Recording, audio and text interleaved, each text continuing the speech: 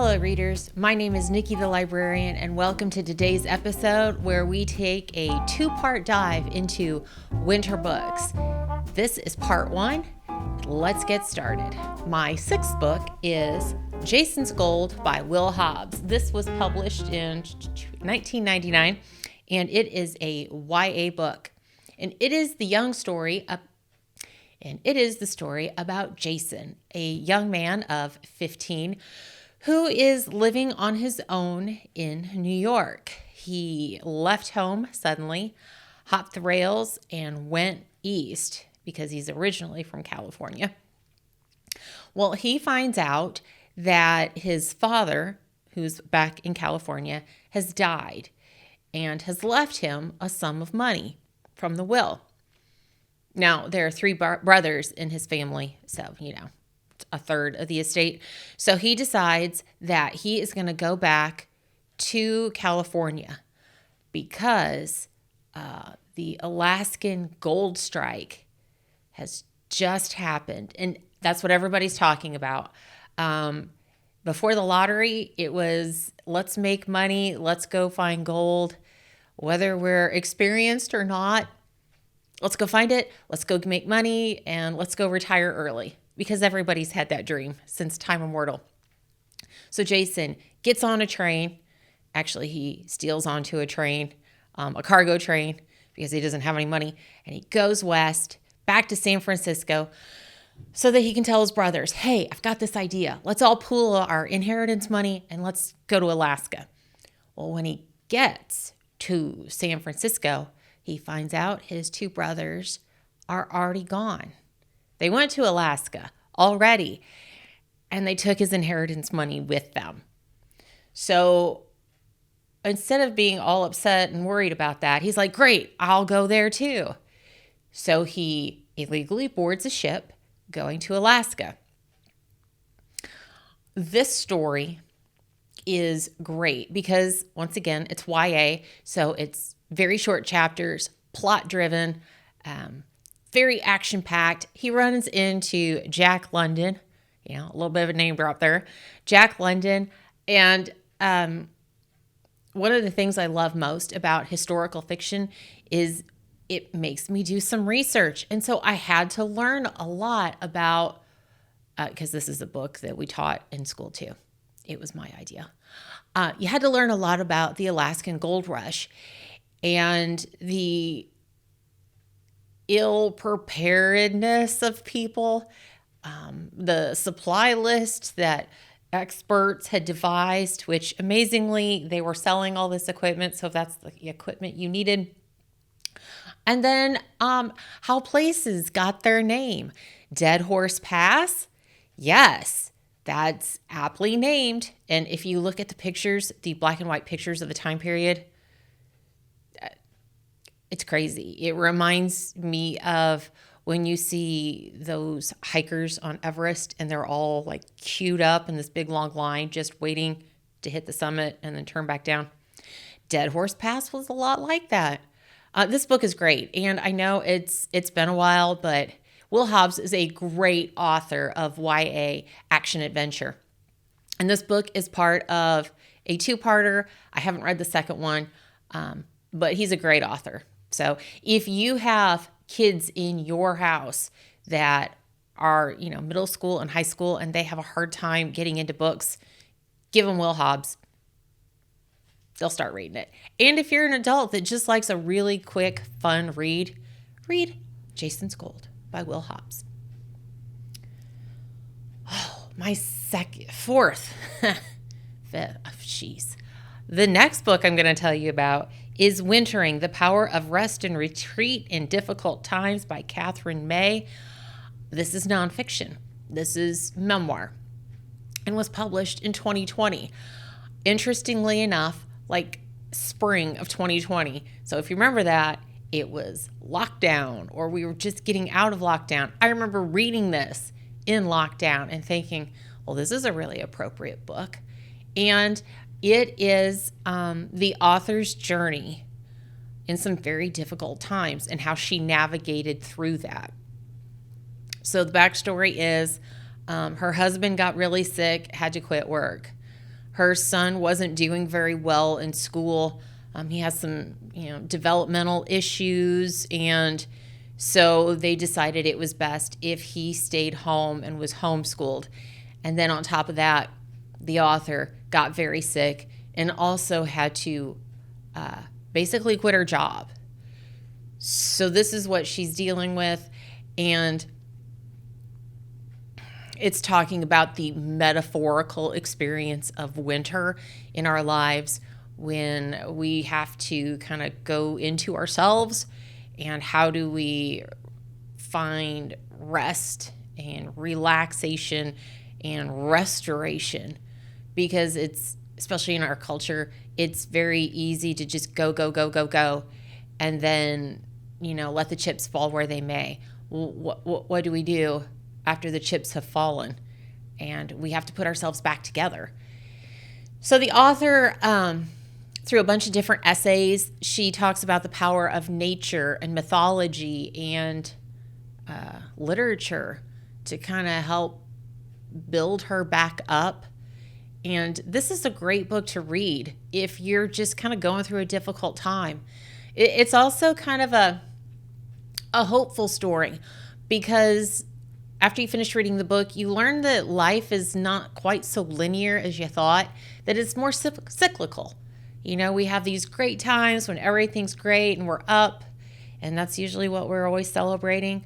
But then we also have times where life is hard and things are difficult, and how do we take care of ourselves and the other people in our houses and our lives that we're responsible for.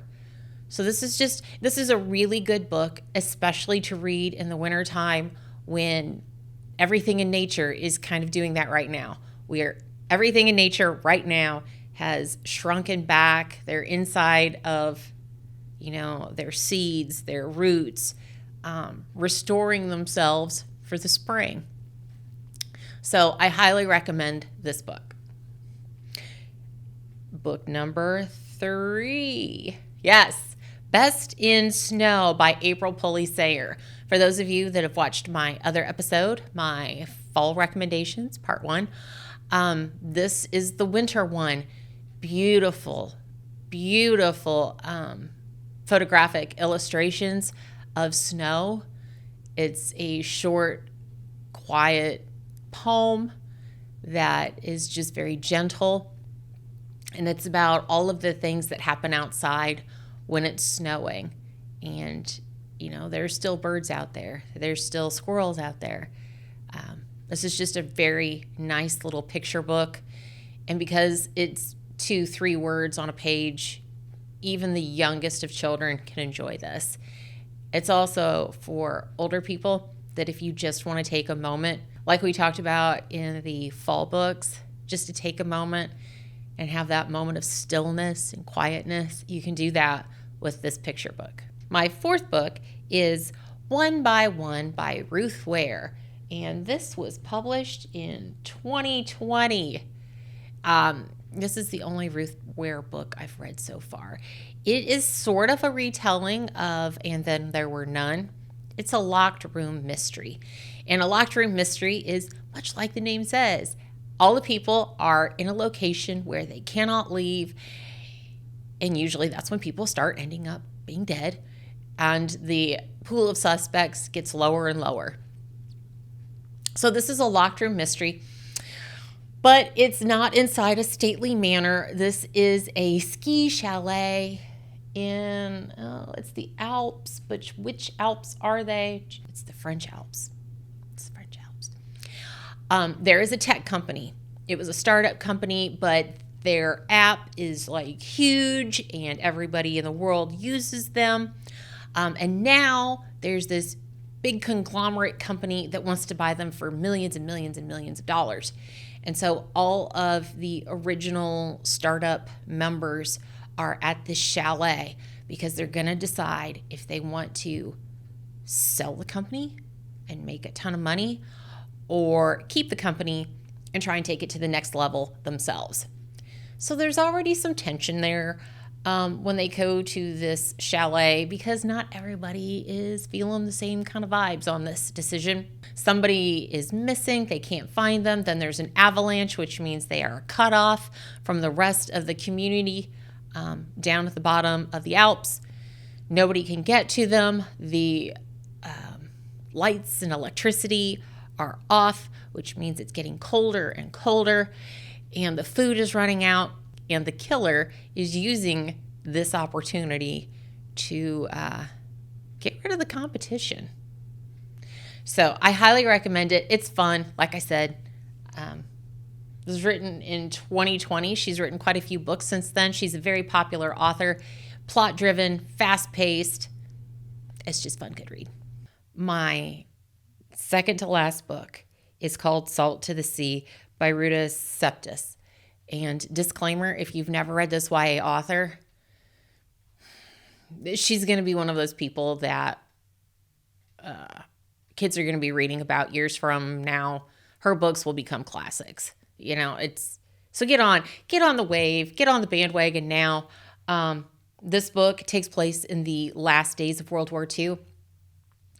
And it's about the sinking of the Wilhelm Gustloff, the biggest loss of life in the history of mankind on the sea. You've never heard of it. It happened in 1945. Over 94,000 people died. There was 10,500 people on this boat, the Gustloff. 94,000 died. They were all civilians. They were all refugees. You've never heard about it. This book, every time I read it, and I've read it twice, once because it was back in my school library days, and the other time was a book club book. I recommended it. This book stays with you. You are changed by it. I don't want to give away too much of it, but I just need to say anything by this author, you will not be sorry you read it. It is time well spent, and you have to read it. And you just have to read it. My last book is called A Box of Matches by Nicholson Baker. I like this book because it is about a man who is, he has a wife, he has 2 kids, he has a duck, he has a dog, and he lives in New England. And he illustrates medical textbooks. So he has this nice little life. He decides that he's going to wake up super early. And he's got this little box of matches, hence the name. And he will strike a match and start a fire there in his little New England house, have a cup of coffee, and just kind of wake up with the day. And all of those thoughts that you have early in the morning or late at night when you're not distracted by anything and you just sit and your mind just kind of wanders and it's just kind of this stream of consciousness. That's what this book is. Now, it's not super loosey-goosey. It's concise. It makes sense. But it's just very soothing. It was a very soothing book to read. And he starts this morning routine January 1st.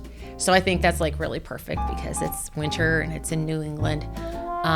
But this book was just very chill, much like winter mornings when, you don't have to get up and go out there in that, but you can just sit and relax by your little fire and just say good morning to the day.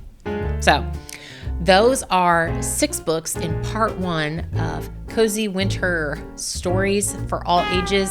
And I've given you some really good books. So I hope you read some of them. If you've read, okay, so I got to go back to the Salt to the Sea. If you've read Salt to the Sea or anything by Ruta, let me know because, man, how does one woman have so much talent? If you found something that you liked and you want to read, make sure you get a copy at your local independent bookstore or your public library. Hit the like and subscribe button. Otherwise, I will see you next Sunday for part 2. Bye.